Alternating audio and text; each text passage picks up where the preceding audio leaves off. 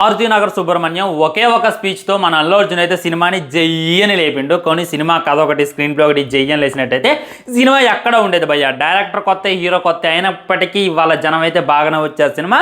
దానికి one and only reason song అనమాట. అసలు ఈ సాంగ్ ఈ సినిమాలో ఉందన్న సంగతి నేను మర్చిపోయినా, కానీ వెళ్ళి చూస్తే మట్టికి ఈ సాంగ్ అప్పుడు మామూలుగా ఎంజాయ్ చేయాలా.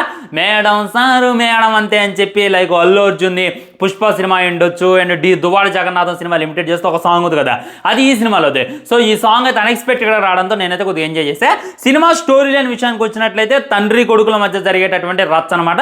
తండ్రి పనికిమాలినోడే, కొడుకు పనికిమాలినోడే, ఇద్దరు పనికిమాలినోళ్ళు ఒకే ఇంట్లో ఉంటే జరిగేటటువంటిది ఏంటి అనేటటువంటిదే సినిమా కాన్సెప్ట్ అనమాట. ఆ తర్వాత ఇక ల్యాగ్ రంబోలని చెప్పుకోవచ్చు. ఫస్ట్ హాఫ్ ఏదైతే ఉందో కొద్దిగా ఇంట్రెస్టింగ్గా పెట్టి చూసేటటువంటి ప్రయత్నం చేశా, కానీ ఇంట్రెస్ట్ అయితే కొద్దిగా కూడా రాలేదు భయ్య. ఇంకా సెకండ్ హాఫ్ కూడా అదే ల్యాగ్ రంబోలో అలా వెళ్ళిపోయింది. ఇంకా సినిమా అయితే ఆహా అన్నటువంటి పాయింట్ ఒక్క చోట కూడా కానరాలేదు అనమాట. ఇంకా కామెడీ సీన్స్ అయితే నేను బాగా ఎక్స్పెక్ట్ చేసి వెళ్ళా. కామెడీ సీన్స్ ఒకటి, ఎమోషన్స్ ఏమైనా ఉంటాయేమో పర్లేదు, అలా ఉన్నా కానీ సినిమాని కొద్దిగా లైక్ చేయొచ్చు, కొద్దిగా సినిమా లేపొచ్చు అనుకున్నా, కానీ ఒక్కటంటే ఒక్క నవ్వు వచ్చేటటువంటి సీన్ కూడా లేదు. హీరో కొద్దిగా కామెడీ చేసేటటువంటి ప్రయత్నం చేస్తుండ్రు, కానీ ఆ కామెడీ చేసేటటువంటి ప్రయత్నంలో ఓవర్ యాక్షన్ ఎక్కువైంది అనేటటువంటి ఫీలింగ్ కలిగింది.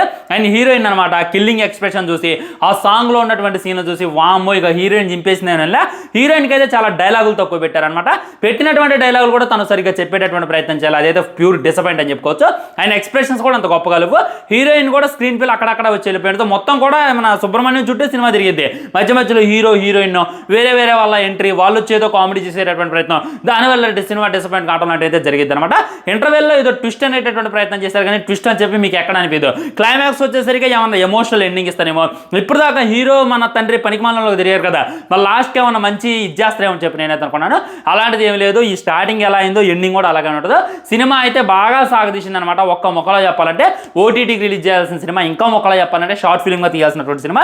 ఏదో డబ్బులు ఎక్కువై ఉంటే మన అల్లు అరవింద్ గారు ఏమైనా సపోర్ట్ చేశారో నాకైతే తెలియదు, కానీ ఫుల్ లెంత్ మూవీ చూసి మన మొహాన్ వేసేటటువంటి ప్రయత్నం చేశారు. సినిమాలో అయితే ఆహా అన్నటువంటి ఒక్క పాయింట్ కూడా లేదు.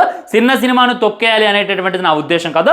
సినిమాలో దమ్ముంటే చిన్నదైనా పెద్దదైనా ఎక్కడికో వెళ్ళిపోద్ది. ఈ సినిమాలో అయితే దమ్మున్నటువంటి ఫీలింగ్ ఎక్కడ కూడా కలగలేదు. మొన్నే 2-3 రాడ్లు చూసిన తెలుగు నుండి, ఇదేమన్నా కొద్దిగా హిట్ అయిద్దాం, ఇదేమన్నా కొద్దిగా సక్సెస్ ఇద్దాం, సక్సెస్ వచ్చిందంటే ఖచ్చితంగా అది బాయ్ క్రెడిట్ వేసేద్దాం, అల్లు అర్జున్ క్రెడిట్ వేసేద్దాం అని చెప్పి నేనైతే అనుకున్నాను. కానీ ఈ సినిమా కూడా పోయినటువంటి ఫీలింగ్ అయితే నాకు కలిగింది. అది ఓవరాల్గా మూవీ రివ్యూ గురించి మాట్లాడుకోవాలంటే బీజం బాగుంది, సాంగ్ అయితే ఒకటి బాగుంది. ఇది ఫైనల్గా చెప్పాల్సింది. ఉంటా మరి, బాయ్. ఛానల్ సబ్స్క్రైబ్ చేయండి, వీడియో లైక్ చేయండి, వీలైనంత వీడియోని షేర్ చేయండి. ఇవన్నీ మాత్రం జై హింద్, నమస్కారం.